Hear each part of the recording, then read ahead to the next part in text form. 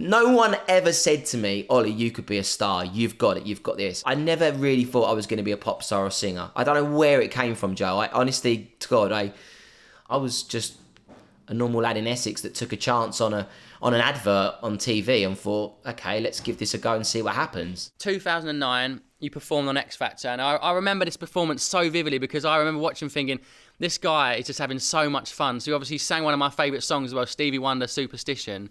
Can you remember that moment? Can you take yourself back to like how you felt and what that felt like singing that live on TV in front of millions of people?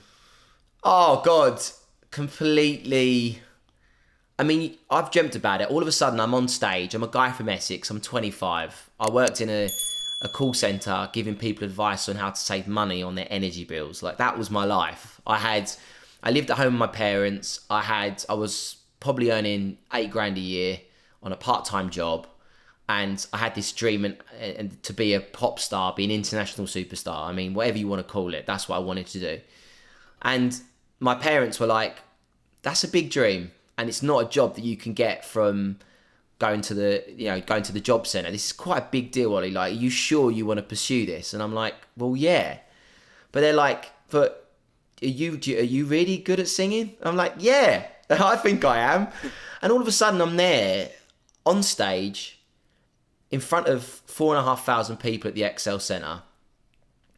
And I've got Simon Cowell, Louis Walsh, Cheryl Cole and Danny Minogue in front of me. And it was just an out-of-body experience. I can remember parts of it, and obviously I can remember now even talking, me stood there looking at them, but it was just an out-of-body experience. And honestly, God, I always remember walking out, and the first question they said is, what's your name? Where are you from? I just went, I am,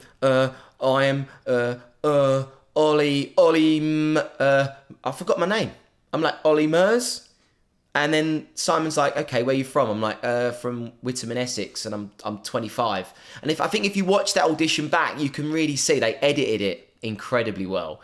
But actually, I am so nervous, and I have no idea. I'm like, this is so out of my comfort zone. What am I doing? And then all of a sudden, I just thought, this is it. I've got to give it everything. And I honestly believe at this moment, Joe, I honestly didn't believe I was any good. I just thought I had something. I had this inner belief in me that maybe I've got something that if these guys believe in me, maybe I could have a career in music. And then the song came on. And then I just went into, I don't know what happened to me. The performer in me came out. And I just remember thinking all the times that I did this in my bedroom, which is where I did it. Every time I did this in my bedroom, it was never as good as what I actually did on that stage. I don't know what I did. I remember watching it back going, did I get through? Yeah. Then it came on ITV and I'm thinking, when I watch this back, this isn't me. The thing is about your performance, you were the full package. You had like, you know, amazing voice, but you had this smile on your face that you were just having so much fun. Plus the dance moves. It was like, you could see, even then, you could see like you had that X Factor, which they were looking for. You had that performance, that desire to want to be on stage. Have you had that since you were a very young kid, like to want to be kind of centre of attention and have people like loving what you're doing and stuff?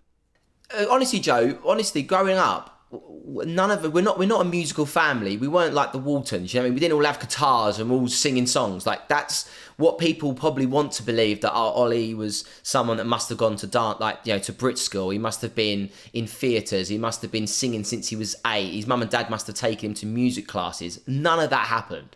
We were just the typical Essex family. Every Sunday night we would be in the lounge listening to the top 40 on the radio, Radio 1's top 40, and we would listen to all the songs. And my mum, my nan and my granddad and everyone was there, and we'd all just sing songs and jump around.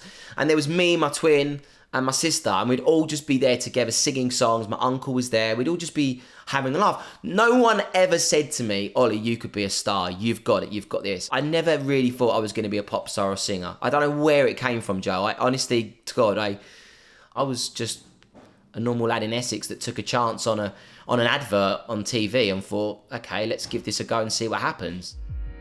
BBC Sounds. Music, radio, podcasts.